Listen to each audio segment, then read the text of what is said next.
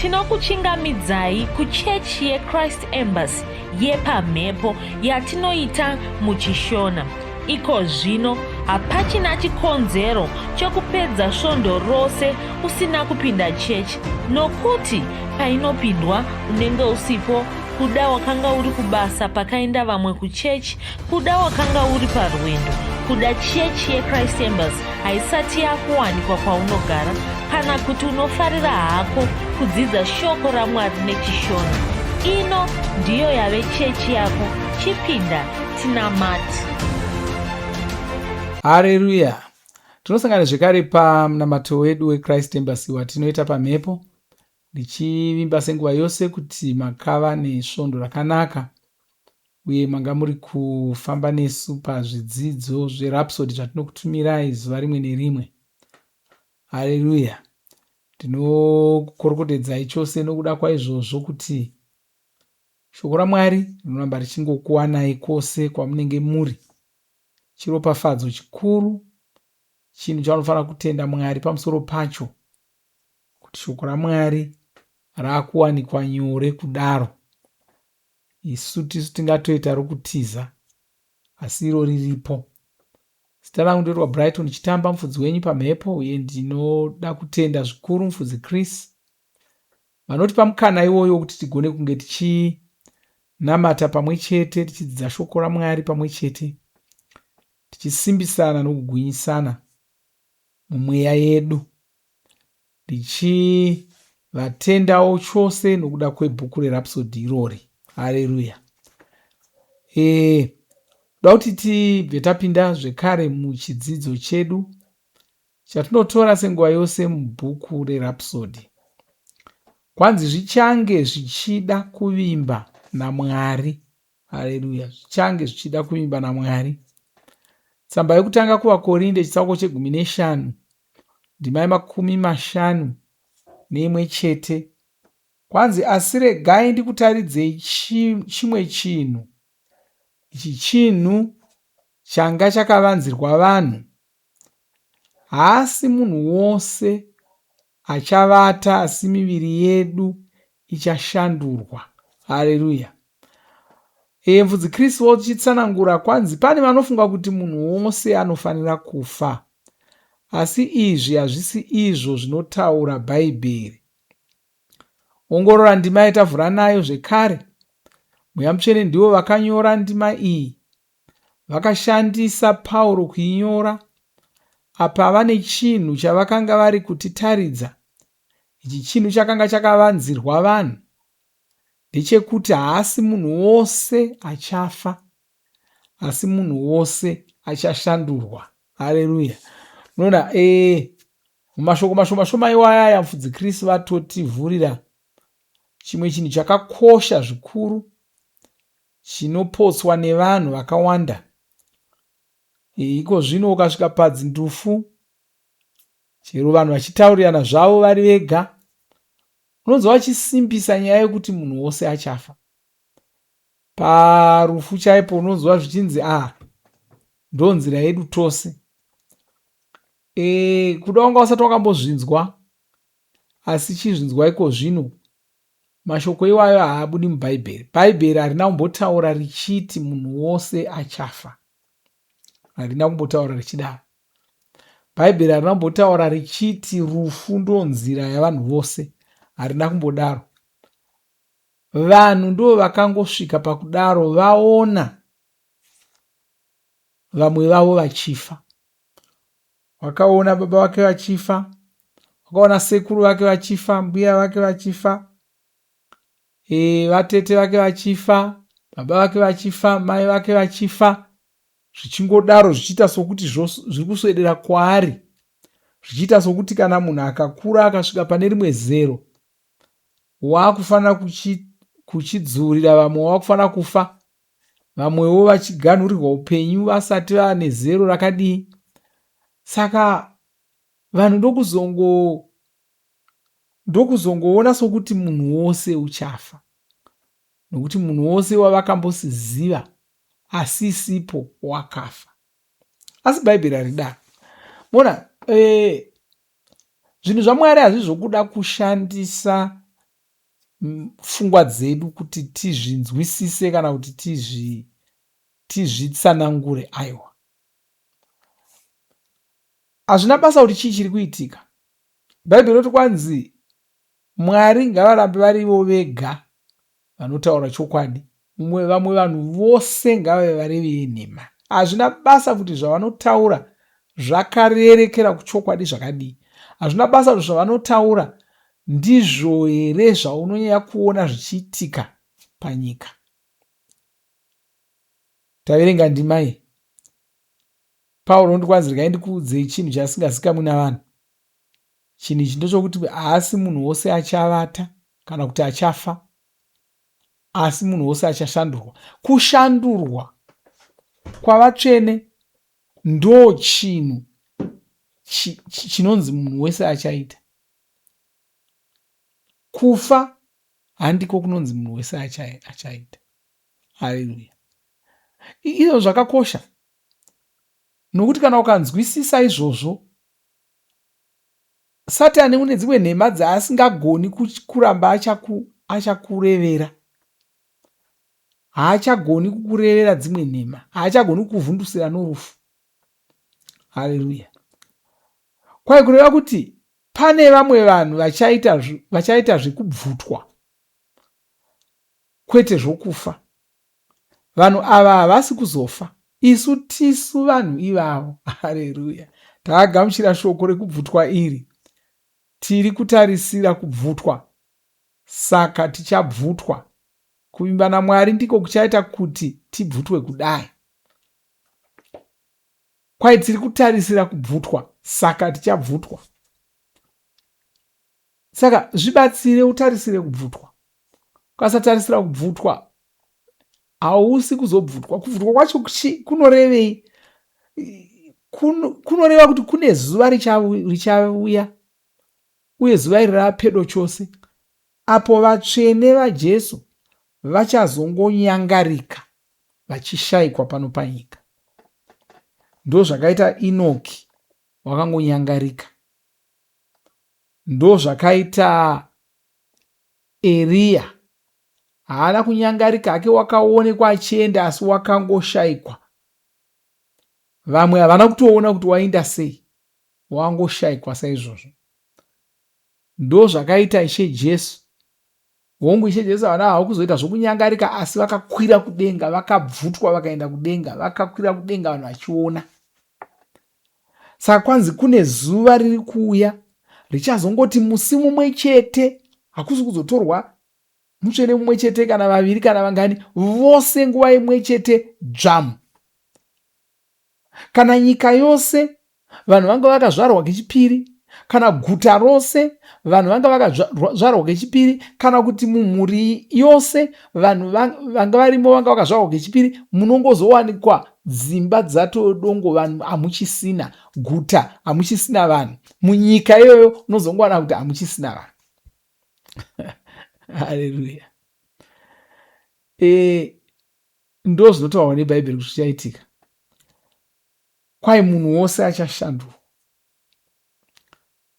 Anoshandurwa muviri wake, woita muviri wokudenga, obva aendwa naye. Haleluya. Uye mukanyatsotarisa, unogona kutozowana kuti vanhu vachaenda nenzira iyoyo vanogona kunge vakawanda kudarika vanhu vakaenda norufu. Haleluya. Vakatodarika vanhu vakaenda norufu. Vazhinji vavo vachangoenda, nokuti apa imbofungai kuti kuna vatsvene vangani vari panyika nhasi. Ngatimboti kubvutwa kwaitwa nhasi. Imbofungai kuti kuna vatsvene vangani varipo panyika nhasi. Zviuru zvezviuru zvevatsvene. Chifungai kuti vakabvutwa vose kamwe chete. Mukatarira kumashure kwatakabva uku, vatsvene vanga vasina kunyanya kuwanda sezvavariko zvino. Kureva kuti vachabvutwa vanogona kunge vari ivo vakatowanda kudarika vakaenda norufu. Haleluya. Kwai Mwari vanoda kuti tidzidze zvakaitika kuna Inoki. Inoki uyu akanga ari wesungano yekare. Tinoverenga zvakaitika kwaari muna vaHebheru 10:1 inoti, Inoki aivimba naMwari, ndiko kusaka muviri wake wakashandurwa, akasafanira kufa, asi akangonyangarika. Inoki aivimba naMwari, ndiko kusaka akabvutwa kudai. Asi haana kungobvutwa, akanga amboita mbiri yekufadza Mwari. Haleluya. Zvino Bhaibheri rinoti munhu anofanira kufadza Mwari ndiko kuti anofanira kuvimba naMwari ndiko kuti agone kufadza Mwari. Kureva kuti kufadza Mwari kunobva pakuvimba kwako navo. Munhu anovimba naMwari ndiye anofadza Mwari. Saka kana zvinzi Inoki wakafadza Mwari, kureva kuti Inoki wakavimba naMwari. Kwaizvi ndizvo zvatinoziviswa muna vaHebheru 10:6. Inoki aivimba naMwari, ndosaka akagona kufadza Mwari. Ndiko kusaka aifamba naMwari kudai. Akangozonyangarika rimwe zuva, Mwari ndivo vakanga vamutora. Izvi ndizvo zvatinoziviswa muna Genesi 5:24. Izvi ndizvo zvichaitikavo kuvatsvene, ivo vanovimba naMwari. Ivo vanovimba naMwari, saka vachangonyangarikawo. Zuva rekunyangarika kwavo rava pedo chaizvo. Ishe vari kudzoka, vari kuuya kuzotora vanhu vavo. Vachatorwa vacho ndevaya vanovimba naMwari, ivavo vakagadzirira kuenda, ivavo vakatarisira kudzoka kwavo. Haleluya. Ndo vachaenda ivavo. Kuna vamwe vanonzwa mashoko akaita saiwayaya voti ndezveupenzi, mungu zvingaitika here, chichi zvakangodaro zvikadaro. Mafungiro akadaro haana kungwara, uye hatitombosweri tichiita nharo newe kana una mafungiro akadaro. Uchazongowana vaenda wozosara woziva kuti vairevesa, asiwo unenge watosara. Ndo pane dambudziko ipapo. Saka zviri nani utogamuchira mashoko aya, newewo uchibatana navamwe pakugadzirira kubvutwa kwavatsvene.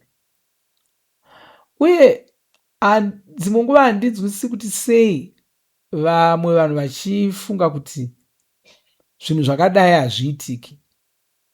Vanoona sokuti zvanyanya kutsauka kubva muzvinhu zvavajaira kuona, saka haazviiti.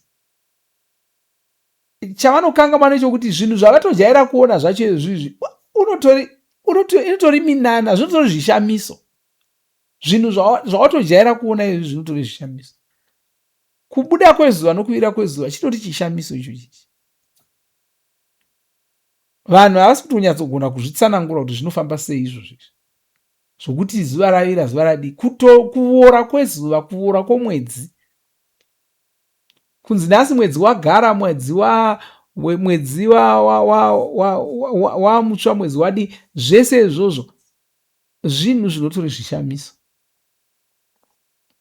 Iwe pachako utori chishamiso chisingatombobviri. Vana mazvikokota vanzwa nokuedza kunzwisisa kuti muviri wemunhu unoshanda sei, asi havana kugona, havasati vaunzwisisa zvachose. Utori chishamiso. Saka zvishamiso ndo upenyu hwatinahwo nyangwe tiri panyika pano, nokuti nemhaka yekuti chishamiso chinhu chinoitwa naMwari, chinhu chisinganzwisiswi navanhu. Vamwe vanoti kwanza hamugoni kuramba muchiti zvishamiso nokuti zvamaiti zvishamiso kare zvimwe zvacho tava kuzvinzwisisa. Hachisiri chishamiso nokuti unofunga kuti wakuchinzwisisa haikona. Hazvina kungwara, maonero iwaya haana kungwara. Zvishamiso ndo zvakatokupoteredza, unotori chishamiso pauri ipapo. Saka usanetseka kuti kukanzi kwakuuya chimwe zvechishamiso woda kuti unofanira kutanga wachinzwisisa iwe. Hazvidaro. Kwai munhu angava anotarisira kudzoka kwatenzi, izvozvo zvinenge zvichitoreva kuti anovimba naMwari. Kureva kuti kana usingatarisiri kudzoka kwatenzi, nokuti kuna vamwe vanoti vanonamata Mwari, asi havabvumi kuti Jesu vachadzoka kana kuti vatsvene vachabvutwa. Ukaona munhu achiita saizvozvo zvinotaura kuti haavimbi naMwari. Namamwe mashoko, une mamwe mashoko akataurwa naMwari asingagutsikani nawo, nokuti zvakataurwa kana Mwari tatozviverenga. Saka ukaona uchinetseka kuzvigamuchira, hauvimbi naMwari. Haleluya. Kwai zvinoda kufanana nemumwe murume. Uyu ndiye murume uya akanga ari pasuo reimba yaMwari, iro suo riya rainzi Wakanaka. Murume uyu akaona Pita uyu akanga aina Johani. Murume uyu aitarisira kuti varume ava vakanga vari kuzomupa chimwe chinhu. Nesuo tinogara takaisa meso edu pana Ishe, tichitarisira kuvaona vachidzoka. Rangarira zvinotaura shoko raMwari. Tinoriverenga muna vaHebheru vepfumbamwe ndima 29. Inoti ndiko kusaka muponesi vakafa kamwe chete kuti vatakure zvivi zvevanhu vose, asi vachazoonekwa kechipiri, vachionekwa nevaya vanovatarisira, vasiri kuzofira zvivi asi kuzovaponesa. Haleluya. Kudai uri kudzidzisa vanhu kuvimba naMwari, asi kuda pangaita vanhu vanopokana nekudzidzisa kwako uku, varangaridze zvakaitika kuna Inoki. Varangaridze kuti kuvimba naMwari ndiko kwakaita kuti Inoki uyu abvutwe, ndiko kwakaita kuti asafanira kufa. Iwe uriwe dzinza raInoki iri. Shoko raMwari riri kukuvaka, riri kukugadzirira zuva rekubvutwa iri. Saka gara mwoyo wako uri pana Ishe. Gara uchirangarira kuti isu tisu boka revanhu vachabvutwa. Aya mashoko makukutu aya haana kungonyorwa nhando, anotori mashoko ataurwa kwatiri naMweya Mutsvene. Kwanzi tisu boka revanhu vachabvutwa, tisu boka rakapiwa basa rekupedzisa kuparidza ruponeso pasi rose. Mwari ngavakudzwe saMwari. Tisu taakusiya tavhara mukova. Haleluya. Tisu kuda ungati aiwa, handizi chitiudza kuti vachazova veboka rekubvutwa ndivanani. Nokuti unofanira kungokakavara chete kana iwe uchiziva zvatisingazivi tosi. Saka unofanira kuuya kwatiri uchiti aiwa, boka richazobvutwa hatisisu ndererero. Haikona kungoti aiwa hatisisu, nokuti unongofunga kuti hazvigoni kuitika munguva yako iwewe. Zvakare mafungiro iwayo haana kungwara. Haleluya. Saka gara wakagadzirira. Ita somunhu anovimba naMwari. Tarisira kubvutwa kwamuponesi, kubvutwa kwavatsvene. Asi kuda wanga usina kuponeswa, da kuti urambe unesu pamunamato uno, tichambotanga tamboimba nokurumbidza Mwari. Shure mazvo tonamata newo kuti ugogamuchira Jesu. Usabva pano nhasi usati wagamuchira Jesu. Usabva pano nhasi usati wava nechokwadi chokuti Jesu panobvutwa vatsvene newewo uchabvutwa. Haleluya. Kuti mupupure mashoko aya mashure mangu. Iti ndinogara ndakafara, ndichitarisira kudzoka kwaIshe. Saka ndinorarama semunhu anovimba naMwari, ndichivafadza muzvinhu zvose. Upenyu hwangu hunorongwa neshoko raMwari. Ndakasimba, hapana chingandizungunusa. Ndinogara ndichiwedzera kushandira Mwari. Ndinorarama mukururama. Shoko raMwari ndiro randinoshandisa pakurarama kwangu, ndichitarisira kuona Ishe Jesu muponesi. Amen. Haleluya. Ngatingonamata Mwari, chitenda Mwari, tigozoimba pamwe chete, tigozonamata nevose vanoda kugamuchira Jesu. O baleso drum yakase droma shakiboza. Malebo sataka mali grode agilastre meshonta mika broda galetro mozilaria libria cranta zilepro gransia libria cranta makiboshda. Baba ndinokutendai nokuda kweshoko renyu iroro rinotibatsira kunzwisisa marongero amakaita nguva dzenyu. Nofara kuti tisi boka reriya revaya vanhu vachabvutwa vachiendwa navo kudenga, tisi boka revanhu vaya vasiri kuzosangana norufu. Nokutendai tokurumbidzai nyengeterera muno mumwe wandonabata naiko zvino, ndonamata kuti vagone kuwedzera kuvimba nemi. Ndonamata kuti vanzwisise shoko irori, vave vakagadzirira kusangana nemi, vave vakagadzirira kubvutwa kwevatsvene. Baba ndinokutendai ndokurumbidzai, ngavagone kuvimba nemi pachokwadi, nenzira iyoyo vagogona kukufadzai pachokwadi. Baba ndinokukudzai nokunamatai, ndinyengetserera vose vavo vasiri kunzwa zvakanaka. Ndinomira saJesu ndichirayira marwadzo ese kuti abve mberi yavo. Ndinorayira zvose zvingava zvinovanetsa, zvinovakanganisa munyama yavo, ndinozvidzingira kure, chiti chibvuma kuti wapora. Baba ndinokutendai. Amen. Haleluya.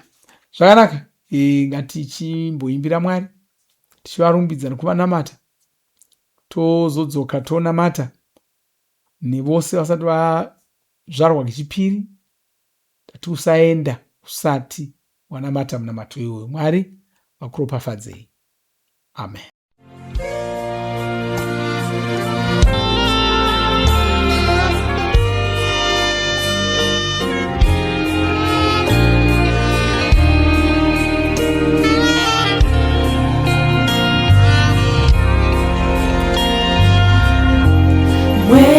Wa Mwari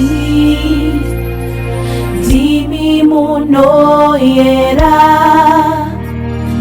ndimi simba ra Mwari, ndimi mnopa upenyu. Mweya wa Mwari ndimi makarurama, ndimi baba wa mponesi, ndimi mnotonga zose, munyaradzi anenyasha kwetaredu, murevereri ari matiri, vanotiratidza chokwadi. Muchatonga nekusinga peri, pamunosvika imi, zvinhu zvose zvinobva zvatonaka. Ndimi Mwari wenyasha dzose, nemasimba ose pano. Mweya waishe unoyera,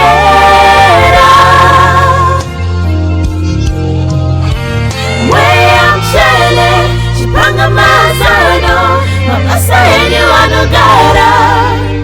Mudzidzisisha Mwari, mtsigiri, mtungamiriri, Mwari wedu nasi.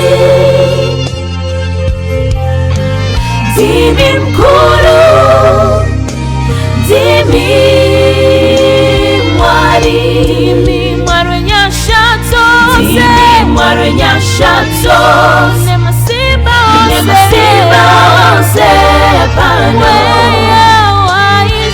Mweya waishe unoyera, mweya mchene chipanga mazano, mabasa enyu anogara. Mudzidzisisha Mwari, mtsigiri, mtungamiriri, Mwari wedu nasi. Ndimi mkuru, ndimi mkuru, ndimi Mwari, ndimi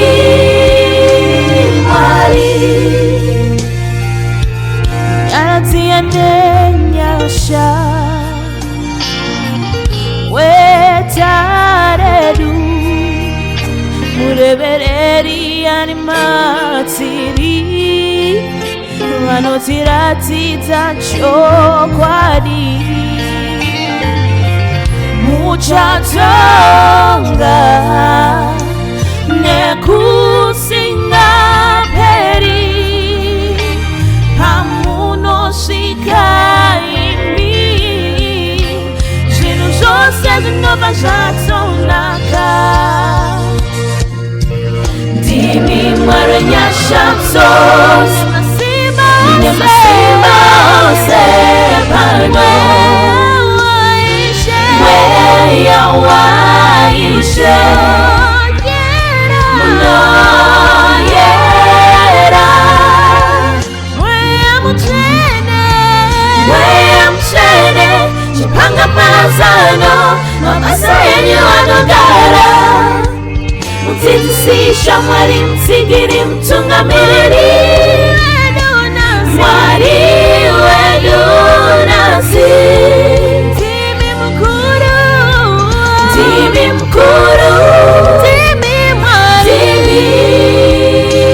Mwari ndimi mukuru ndimi Mwari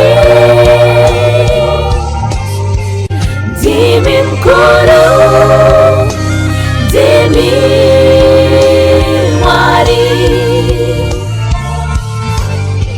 ndimi mukuru ndimi Mwari ndimi mukuru ndimi Mwari.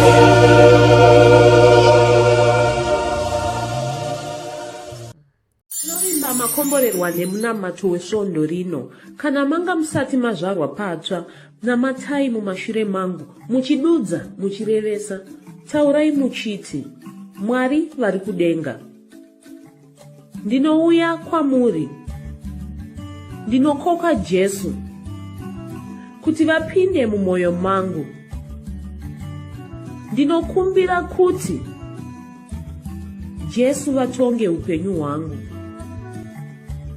Ndinopupura kuti Jesu ndivo vavaishe wangu. Saka ndinogamuchira upenyu usingaperi mumweya mangu. Ndazvarwa patsva,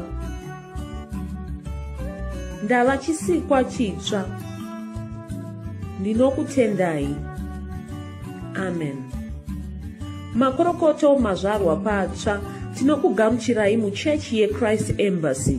Titumirei zita renyu nekwamunogara. Munogona kutumira iri SMS kana WhatsApp pa 0772 166 928 kana kutuma tsamba pa shonaror@gmail.com. Muchida kupa mpiro yenyu neEcocash, rovai namba *151*2*6 *58225# motevera zvinenge zviri kutaurwa neEcocash ipapo. Kana muine nhare dzemazuva ano munogona kushandisa KingsPay kupa mpiro yenyu. Shandisai kodhi inoti TNIOG nemavara makuru. Tinoda kukuzivisai zvinotevera. Tinokurudzira kuti musadarikwe nezvidzidzo zveRhapsody. Zvidzidzei kuti shoko riwande mamuri, mugone kumirisana nezvinhu zvinonetsa muupenyu.